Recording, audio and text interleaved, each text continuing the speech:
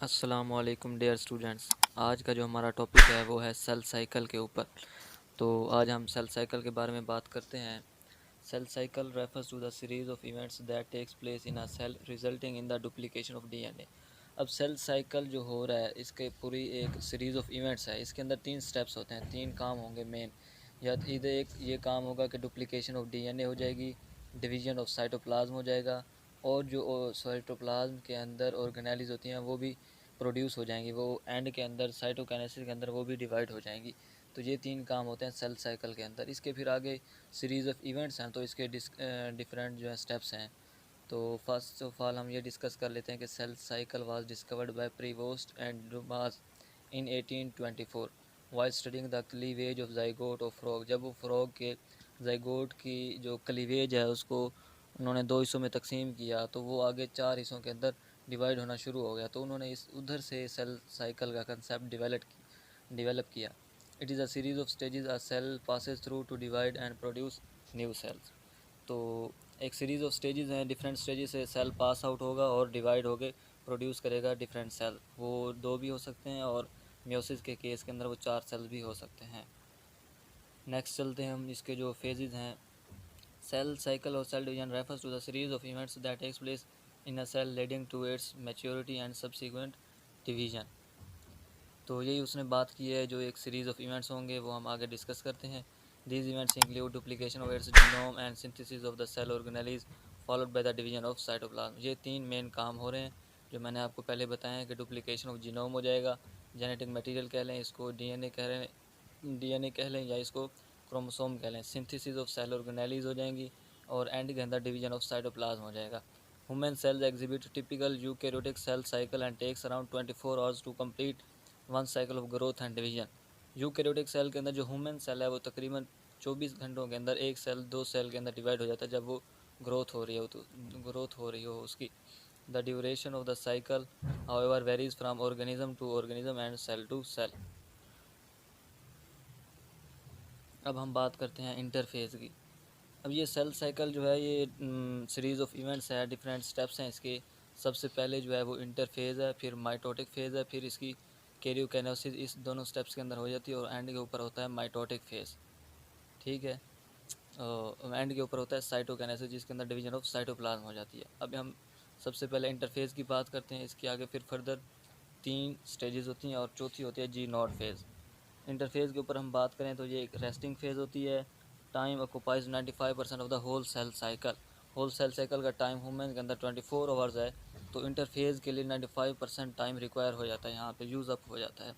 इसका जो G1 phase है इसके अंदर हो जाती है initiation of replication of genome, और जो दूसरा स्टेप होता है वो होता है continues to grow without replicating the DNA. इसके अंदर सिर्फ इनिशिएशन हो जाती है रेप्लिकेशन की, लेकिन ग्रो होना स्टार्ट नहीं होता, विदाउट रेप्लिकेशन हो जाता है। एस फेज़ के अंदर जो सिंथेसिस फेज़ है इसके अंदर हम डिस्कस करें, DNA replication takes place during this phase. अब इसके अंदर डीएनए रेप्लिकेशन हो जाएगी, जो शुरू के अंदर अगर 2n की फॉर्म के अंदर जो इनिशियल क्वांटिटी है डीएनए की वो अगर 2n है, तो इस स्टेज के एंड के ऊपर वो 4n बन जाएगी। लेकिन इस केस के अंदर, इस फेज़ के अंदर क्रोमोसोम्स के जो नंबर हैं वो सेम रहेंगे, वो डिवाइड नहीं होगा। और जो एस फेज़ के एंड के ऊपर जो 2 सेंट्रियोल हैं वो आगे 4 बन जाएंगे, जिसका मतलब है कि 2 पेयर बन जाएंगे। सेंट्रियोल की डिवीज़न भी इस फेज़ के अंदर हो जाएगी। जो हमारा नेक्स्ट फेज़ है जी2 फेज़ है, उसके अंदर जो बाकी चीज़ें रिक्वायर होती हैं सेल के लिए, अब एनर्जी भी रिक्वायर्ड है जब वो सेल साइकिल के अंदर जाएगा, ग्रो करेगा, उसके लिए जो डिफरेंट चीज़ें रिक्वायर हैं उसके अंदर आरएनए है, प्रोटीन्स हैं, other macromolecule required for multiplication of cell organelles, spindle formation. अब जो आगे माइटोटिक फेज़ के अंदर स्पिंडल फार्मेशन होनी है, सेल ग्रोथ होनी है, उसके लिए जो जो चीज़ें रिक्वायर हैं वो जी2 फेज़ के अंदर बन जाएंगी, and cell then prepares to go into the mitotic phase. अब एक और फेज़ भी जहाँ पर होती है वो होती है जी नॉट फेज़, जिसके अंदर कुछ ऐसे सेल चले जाते हैं जिन्होंने आगे फर्दर डिवीज़न नहीं करनी होती, जैसे कि कार्डियक सेल हैं। Some cells like cardiac cells in the adult animals do not exhibit cell division. तो ऐसी फेज़ को हम कहते हैं G naught phase. These cells remain metabolically active but do not divide usually unless they call upon to do so. अगर इनको कोई भी बॉडी की तरफ से स्टिमुलस नहीं मिलेगा तब तक ये डिवाइड करना स्टार्ट नहीं करेंगे। तो ये जी नॉट रेस्टिंग फेज़ के अंदर होते हैं। जो हमारे अब नेक्स्ट फेज़ है वो माइटोटिक फेज़ है। This is the mitotic phase और the phase of the equational division as a cell undergoes a complete reorganization to give birth to a progeny that has the same number of chromosomes as the parent cell. The other organelles are also divided equally by the process of cytokinesis. अब इसके अंदर उसने बताया कि cell की reorganisation हो जाएगी, क्योंकि सेल के अंदर जो है वो क्रोमाटिन मटेरियल है वो डबल अप हो गया, ऑर्गेनेलीज डबल होंगी, साइटोप्लाज्म जो है वो डबल होगा, क्लीवेज होगा, तो सारी ये सेल के अंदर रीऑर्गेनाइजेशन हो जाएगी। पहले से जो ऑर्गेनाइजेशन थी वो दोबारा से रीऑर्गेनाइजेशन होगी, तब ही जो है सेल फर्दर सेल डिवीजन करेगा। इसके आगे 4 टाइप्स हैं, 4 फेजेज़ हैं, प्रोफेज़, मेटाफेज़, एनाफेज़ एंड टीलोफेज़। सबसे पहले हम प्रोफेज़ की बात कर लेते हैं। प्रोफेज़ के अंदर ये होता है कि ये एक फर्स्ट स्टेज ऑफ माइटोसिस है, लॉन्गेस्ट फेज़ ऑफ माइटोसिस है। ये माइटोसिस का लॉन्गेस्ट फेज़ है, ना कि सेल साइकिल का लॉन्गेस्ट फेज़। सेल साइकिल का हमने पढ़ा है जो लॉन्गेस्ट फेज़ है वो इंटरफेज़ है। तो माइटोसिस का जो लॉन्गेस्ट फेज़ है वो है प्रोफेज़। इसके अंदर ये हो जाता है कि क्रोमाटिन कंडेंसेस इनटू क्रोमोसोम, एक पॉइंट ये हो गया। दूसरा ये है कि न्यूक्लियर मेम्ब्रेन ब्रेक्स डाउन हो जाएगी। In animal cells the centriole located near the nucleus begin to split and move to the opposite end of the cell. अब 3 काम हो गए, एक क्रोमाटिन कंडेंस होकर क्रोमोसोम के अंदर आ जाएंगे, न्यूक्लियर मेम्ब्रेन थी वो ब्रेक्स डाउन हो जाएगी, और जो सेंट्रियोल्स होंगे वो पहले से जो है वो न्यूक्लियस के पास होते हैं, लेकिन इस फेज़ के अंदर वो मूव करेंगे to the side of the cell, opposite end of the cell, ताकि वहाँ पे वो सेंट्रोसोम बनाएंगे और सेंट्रोमेयर बनाएंगे। अब आ जाता है जो नेक्स्ट फेज़ है वो मेटाफेज़ है। इसके अंदर हम देखें, in metaphase the microtubules pull on the chromosomes with equal force and the chromosome moves to the centre of the cell. Metaphase plate बनाने के लिए जो माइक्रोट्यूब्यूल हैं वो क्रोमोसोम को पुल कर लेंगे इक्वल फोर्स के साथ, और वो जो है chromosome move to the centre of the cell. पहले वो सेंटर की तरफ आ जाएंगे, फिर वो फर्दर डिवीजन हो गए एनाफेज़ के अंदर। अब हम एनाफेज़ की बात करते हैं। The anaphase is marked by the splitting of the sister chromatids. अब जो सिस्टर क्रोमाटिड्स बन गए हैं उनकी स्प्लिटिंग हो जाएगी। पहले एक पेयर की फॉर्म के अंदर होमोलोगस क्रोमोसोम होता है, तो अब एक सिस्टर क्रोमाटिड लेफ़्ट साइड पे सेल की चला जाएगा, और जो दूसरा क्रोमोसोम है वो राइट साइड पे चला जाएगा सिस्टर क्रोमाटिड्स की। तो एक ही होमोलोगस क्रोमोसोम के जो पेयर फॉर्म के अंदर क्रोमोसोम होता है, एक को हम दोनों को आपस के सिस्टर क्रोमाटिड्स कहते हैं। हम इसको These sister chromatids then become the chromosomes of the daughter nuclei। अब ये फर्दर इसलिए सेपरेट हो गए हैं ताकि जो अब डॉटर न्यूक्लिया या डॉटर सेल बनेगा उसके अंदर ये क्रोमोसोम्स बन जाएंगे। टीलोफेज के अंदर the telophase is the final phase of the mitosis. It begins after the replicated paired chromosomes are separated and pulled at the opposite end of the pole. अब sister chromatids जो बने हैं वो अब फिर वापस सेंट्रोसोम की जगह पर पुल अपार्ट होंगे, रेप्लिकेटेड तो हो गए हैं, पेयर्ड क्रोमोसोम भी बन गए हैं और सेपरेटेड हो गए हैं। ये सारा फेज़ जो है इसको कहते हैं टीलोफेज। जो हमारा नेक्स्ट स्लाइड है वो हम देखते हैं साइटोकाइनेसिस की। अब कैरियोकाइनेसिस हो गई, मतलब कि न्यूक्लियोलस जो जेनेटिक मटेरियल था, डीएनए था, क्रोमाटिन थे, वो सारे डिवाइड हो गए हैं। सेंट्रोसोम था, सेंट्रोमेयर था, ऑर्गेनेलीज थी, वो डिवाइड हो गए। In cytokinesis this phase the cytoplasm of the cell divides. It begins as soon as the mitosis ends. Mitosis के बाद साइटोकाइनेसिस स्टार्ट हो जाती है। इसके अंदर जो साइटोप्लाज्म होता है वो सेल का वो डिवाइड होना शुरू कर देता है। प्लांट सेल के अंदर much tougher than animal cell. Plant cell के अंदर क्योंकि रिजिड सेल वाल होती है और हाई इंटरनल प्रेशर होता है, जिसकी वजह से उसके अंदर साइटोकिनेसिस काफ़ी डिफ़िकल्ट होती है। लेकिन एनिमल्स के अंदर ये बहुत जल्दी से साइटोकिनेसिस टेक्स प्लेस कर जाती है। हम बात कर रहे थे माइटोसिस की, उसके बाद जो हमारा नेक्स्ट टॉपिक है वो है मियोसिस। मियोसिस के अंदर 2 सब स्टेजेस होती हैं। इसके अंदर मियोसिस 1 होता है और मियोसिस 2 होता है, क्योंकि इसके अंदर जो एक पेरेंट सेल होता है उसने आगे फर्दर 4 डॉटर सेल बनाने होते हैं। उसके अंदर यह है कि मियोसिस 1 के अंदर जो एक पेरेंट सेल था वो आगे 2 डॉटर सेल बनाएगा, और नेक्स्ट फेज़ मियोसिस 2 के अंदर जो 2 डॉटर सेल हैं वो आगे फर्दर 4 हैप्लॉइड डाटा सेल्स बना देंगे। तो इसकी आगे हम मियोसिस 1 की स्टेजेस पढ़ते हैं। जो है एक पहली जो फेज़ है वो प्रोफेज़ 1 है मियोसिस की तरह। तो prophase 1 is the longest phase of meiosis where the primary aspects are taking in place. इसके अंदर भी 3 काम होते हैं। एक तो condensation of chromatin into chromosome, और जो physical contact between homologous chromosome. अब इसके अंदर जो प्रोफेज़ 1 है इसकी आगे फर्दर 5 सब स्टेजेस हैं, जिसके अंदर जाइगोटिन के अंदर हम आगे जो साइनेप्सिस पढ़ेंगे उसके अंदर होता है पेयरिंग ऑफ होमोलोगस क्रोमोसोम। उसका मकसद ये होता है कि जो जेनेटिक इन्फॉर्मेशन होता है वो उसके अंदर इंटरचेंज कर लेते हैं, जो पेरेंट की और जो मदर्स की या फादर की जो जेनेटिक इन्फॉर्मेशन है वो आपस के अंदर क्रॉसिंग ओवर के नतीजे में वो चेंज हो जाती है। इसके लिए यहाँ लिखा हुआ है physical contact between homologous chromosomes. And जो थर्ड पॉइंट है उसका ये है कि transmission of genetic information when synapse to chromosome. तो ये हम आगे फर्दर इसकी सब स्टेजेस पढ़ते हैं। तो इसकी पहली सब स्टेज है वो लेप्टोटिन है। इसके अंदर ये होता है कि जो क्रोमोसोम्स हैं start to condense and attach to the cell membrane through a cap like structure at the end of the chromosome called telomeres. अब लेप्टोटिन 1 के अंदर ये है कि जो क्रोमोसोम्स कंडेंस फॉर्म के अंदर पड़े हुए थे क्रोमेटिन की सूरत के अंदर, वो दोबारा कंडेंस हो गए क्रोमोसोम्स बना लेंगे, और जो एक कैप लाइक स्ट्रक्चर होता है सेल मेम्ब्रेन के साथ, वहाँ आकर ये क्रोमोसोम्स अटैच हो जाएंगे। क्रोमोसोम जब अटैच होंगे तभी हम फर्दर उनकी साइनेप्सिस करवाएंगे, क्रॉसिंग ओवर करवाएंगे, मेटाफेज प्लेट बनेगी, फिर आगे तभी आगे काम चलेगा। अब जो सेकंड फेज़ है वो ज़ाइगोटिन फेज़ है। इसके अंदर ये होता है कि जो क्रोमोसोम है स्टार्ट पेयरिंग कर लेंगे। सिनेप्सिस का मतलब ही पेयरिंग होता है। होमोलोगस क्रोमोसोम्स के अंदर जो पेयरिंग है वो स्टार्ट हो जाती है। इसके अंदर जो दो होमोलोगस क्रोमोसोम्स आपस के साथ पेयरिंग बनाएंगे तो उसके जो फिज़िकल कॉन्टैक्ट्स होंगे कुछ जगह पे, जहाँ वो आकर एक दूसरे के साथ अटैच हो जाएंगे, जो एक जिप लाइक स्ट्रक्चर बनाएंगे, इसको हम कहेंगे साइनैप्टोनिमल कम्प्लेक्स। ठीक है। इसको एक जिप लाइक स्ट्रक्चर होता है। जिप लाइक स्ट्रक्चर किसके अंदर बनाएगा? जेड। इसको हम इस तरह याद कर सकते हैं कि जो ज़ाइगोटिन है वो भी जेड से स्टार्ट हो रही है और जो जिप लाइक स्ट्रक्चर है वो भी जेड से स्टार्ट हो रहा है। जो एक जिप लाइक स्ट्रक्चर बन गया है उसको हम कहते हैं सैनेप्टोनिमल कम्प्लेक्स। अब जो एक सैनेप्टोनिमल कम्प्लेक्स, अब इसका क्लियर हो जाए कि ये फिजिकल कॉन्टैक्ट होता है बिटवीन टू होमोलोगस क्रोमोसोम्स। जो दो क्रोमोसोम्स आकर पेयर्ड फॉर्म के अंदर दोनों अटैच हो गए, उन दोनों के अंदर जो अटैचमेंट की जगह होंगी उनको हम कहेंगे साइनोप्टोमिनल कम्प्लेक्स। अब जो दोनों आपस में अटैच हो गए उसका मकसद तो यही है कि उन्होंने होल्ड करके रखना है अलाइड क्रोमोसोम्स को, जो अलाइंड हैं उन क्रोमोसोम्स के अंदर। The paired chromosomes are called tetrad. अब जो दो होमोलोगस क्रोमोसोम्स के पेयर हैं उनको हम बाइवेलेंट भी कहते हैं और टेट्राड भी कहते हैं। अब जो पेचाइटिन है, अब जाइगोटिन के अंदर ये हो गया है कि दो होमोलोगस क्रोमोसोम थे वापस के साथ एक दूसरे के साथ अटैच हो गए हैं पेयर के अंदर। अब पेचाइटिन के अंदर ये होगा कि सिनेप्सिस फॉर्म्ड हो गया है via chromatid of one and pair attaching to the chromatid in a homologous chromosome and the crossing over begins.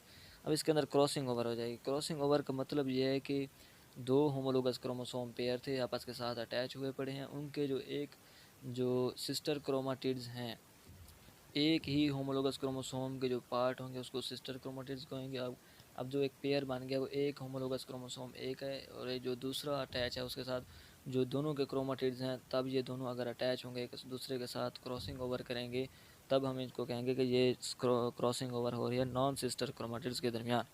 जो नॉन सिस्टर क्रोमाटिड्स हैं वो एक्सचेंज करेंगे देयर सेगमेंट्स एंड पार्ट्स, और जो पार्ट्स हैं उनको हम कहेंगे क्याज़मेटा। The crossing over of the genetic material between the non-sister chromatids occur in this phase।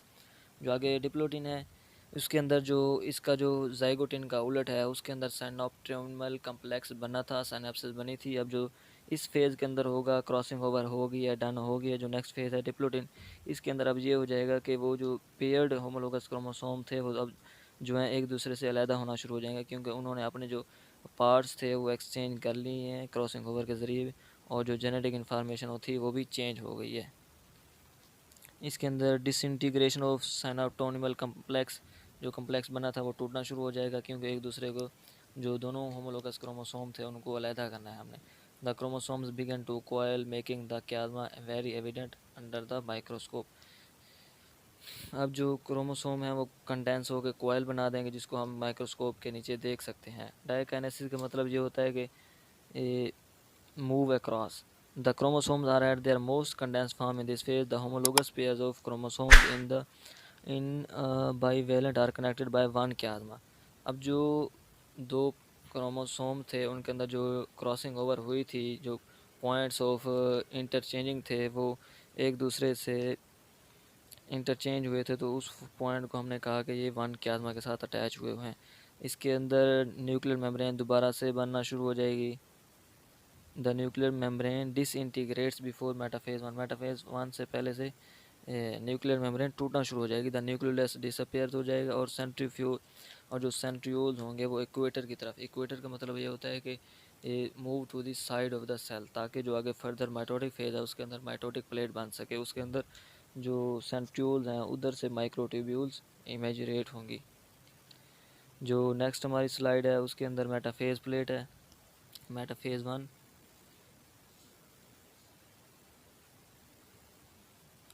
In this meiosis phase the pairs of homologous chromosomes move up. जो एक homologous chromosome का pair था वो अब उसने मेटाफेज प्लेट के ऊपर move up करना है, अलाइन कर लेना खुद को। इसको हम कहते हैं रैंडम असॉर्टिंग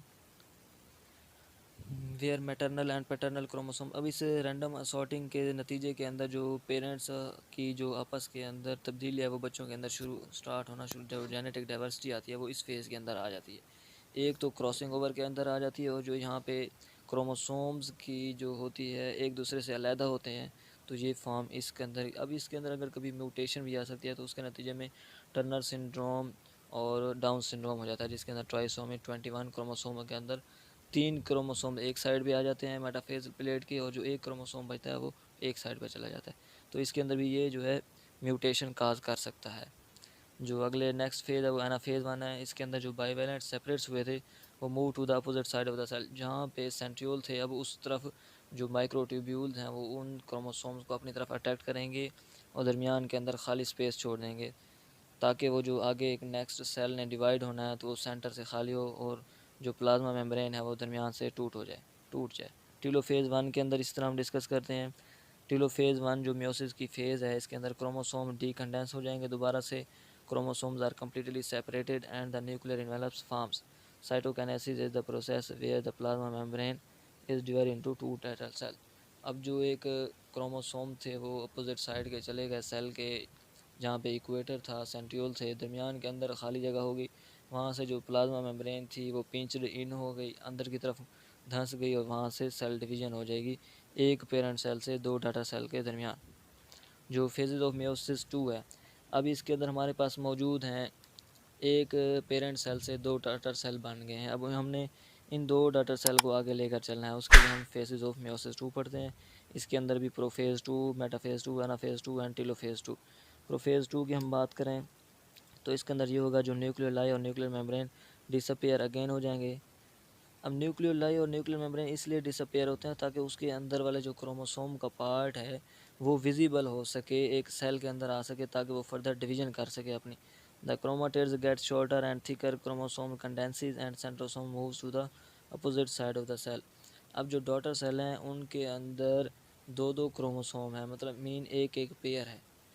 अब वो जो हैं मेटाफेज प्लेट बनाएंगे, सेंट्रियोल इक्वेटर साइड पे आ जाएगा, सेल की एक साइड के ऊपर आ जाएगा।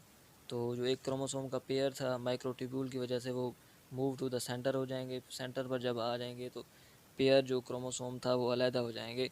होमोलोगस क्रोमोसोम के अंदर एक क्रोमोसोम लेफ़्ट साइड पे चला जाएगा और एक क्रोमोसोम राइट साइड पर चला जाएगा, और इसको हम कहेंगे anaphase 2। The spindle fibre contracts and separate from non sister chromatids.